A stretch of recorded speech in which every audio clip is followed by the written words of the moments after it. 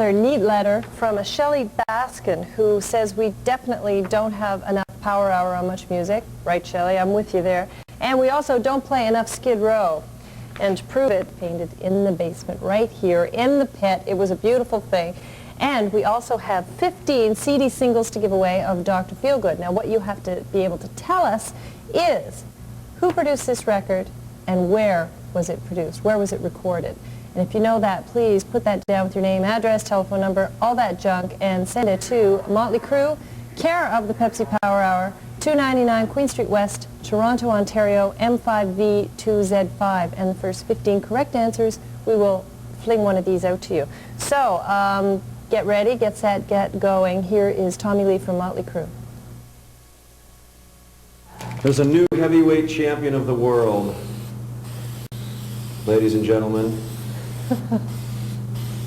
here we go. Gotta have those. Ta-da!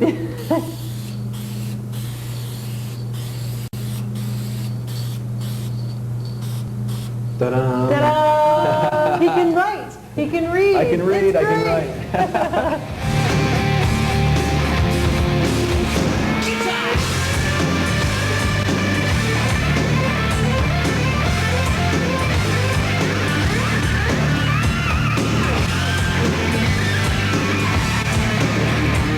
The new album sounds tremendous, and I wonder how much of that has to do with the fact that Canadian Bob Rock engineered and produced it.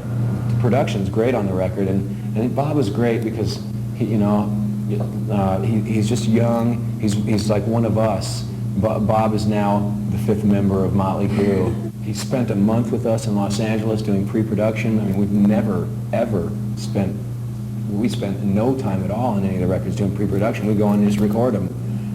And as you can hear on the record, it's definitely worth it. I mean, it sounds amazing.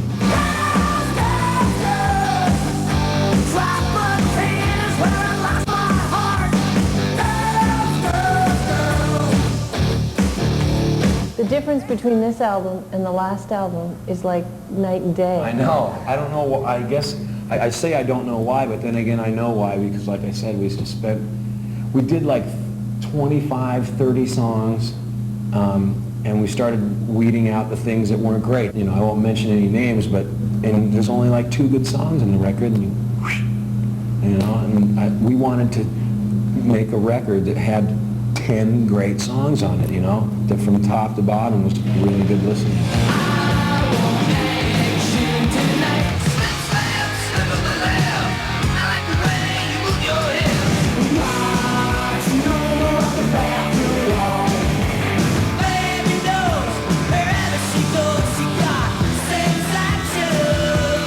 Everybody looks the same, and everybody sounds the same, and there should be like a cutoff point, and okay, everybody has to start sounding and looking different from here on, or something. I don't know how to do this, but it's just there's an overkill of rock and roll bands, at least in L.A.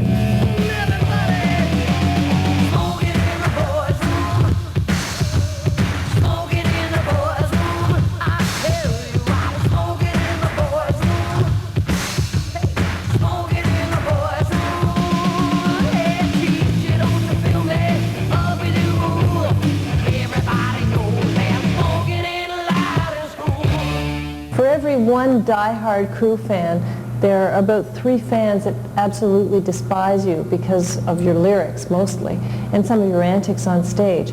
You've never tried to ease that situation at all. Do you think that's part of your appeal?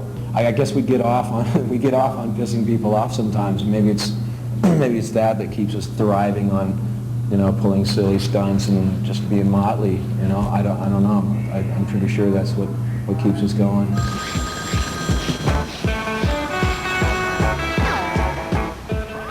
You, dude! Yo! I'm on my way! Phone for you, Mr. Moss. I'm on my way.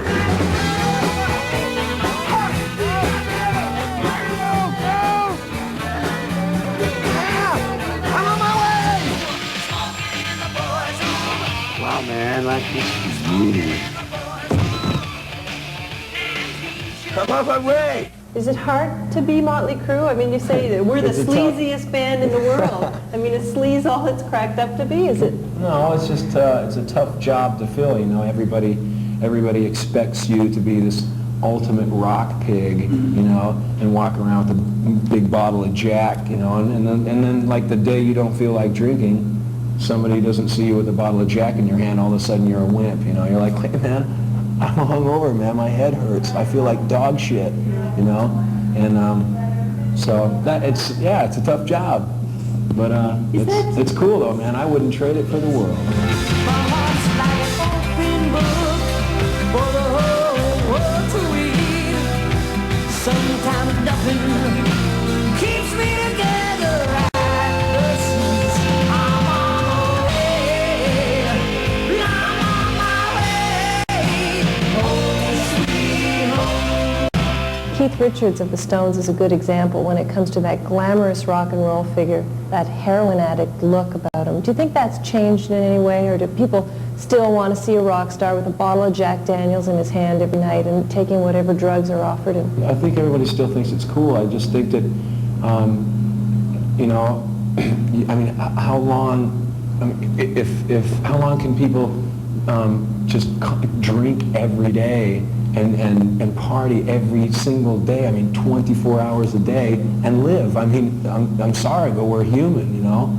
And it's just like, you know, I don't want to die. I mean, I don't think your fans would want you to die either, because if one of us dies, then there's no more Crüe, you know?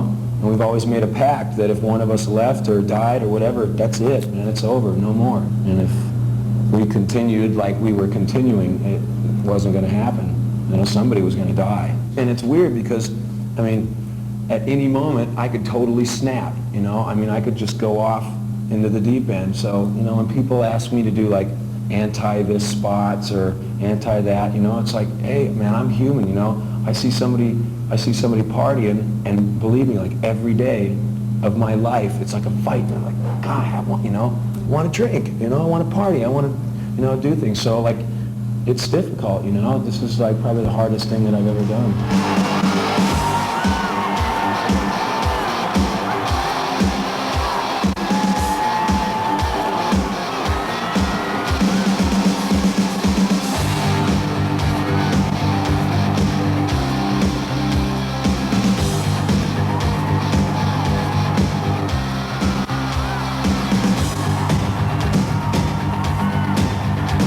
What do you think of when you think of the 1980s? What does it mean for you? The 1980s have been the best years of my life, in a nutshell. I mean, that's 1980 we started, and here we are, almost 10-year anniversary for the Crüe.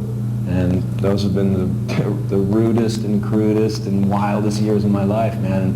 And I hope they, I hope that we're together forever, you know, or for as long as the Stones have been together. I mean, I look up to them going, Jesus, they're still doing this.